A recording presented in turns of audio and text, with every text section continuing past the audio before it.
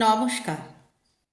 কবি সুনীল গঙ্গোপাধ্যায়ের পাহাড় চূড়ায়। অনেক দিন থেকেই আমার একটা পাহাড় কেনার শখ, কিন্তু পাহাড় কি বিক্রি করে তা জানি না। যদি তার দেখা পেতাম, দামের জন্য আটকাতো না।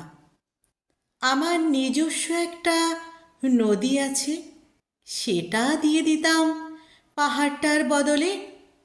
কে না জানে পাহাড়ের চেয়ে নদীর দামই বেশি। পাহাড় স্থানও, নদী বহমান, তবু আমি নদীর বদলে পাহাড়টাই কিনতাম।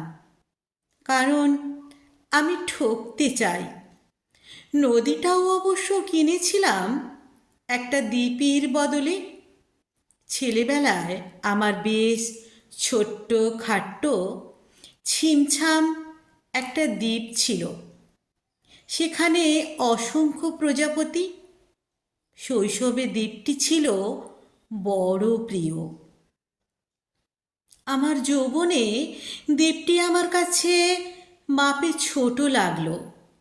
প্রবহমান ছিপছিপে তন্বী নদীটি বেশ পছন্দ হলো আমার। বন্ধুরা বলল, ওইটুকু একটা দ্বীপের বিনিময়ে এত বড় একটা নদী পেয়েছিস, খুব জিতেছিস তো মাইরি। তখন জয়ের আনন্দে আমি বিহ্বল হতাম। তখন সত্যি আমি ভালোবাসতাম নদীটিকে। নদী আমার অনেক প্রশ্নের উত্তর দিত। যেমন, বলো তো, আজ সন্ধেবেলা বৃষ্টি হবে কি না? সে বলতো, আজ এখানে দক্ষিণ গরম হাওয়া, শুধু একটি ছোট্ট দ্বীপে বৃষ্টি, সে কি প্রবল বৃষ্টি, যেন একটা উৎসব। আমি সেই দ্বীপে আর যেতে পারি না। সে জানতো, সবাই জানে, শৈশবে আর ফেরা যায় না। এখন আমি একটা পাহাড় কিনতে চাই। সেই পাহাড়ের পায়ের কাছে থাকবে গহন অরণ্য। আমি সেই অরণ্য পার হয়ে যাব, তারপর শুধু রুক্ষ কঠিন পাহাড়। একেবারে চূড়ায় মাথার খুব কাছে আকাশ, নিচে বিপুলা পৃথিবী, চরাচরে তীব্র নির্জনতা।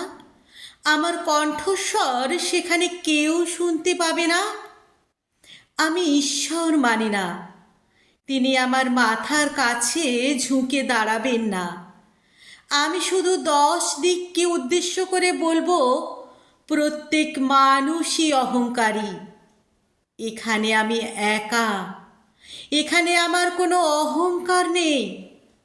এখানে জয়ী হবার বদলে ক্ষমা চাইতে ভালো লাগে। হে 10 দিক, আমি কোনো দোষ করিনি, আমাকে ক্ষমা করো। নমস্কার।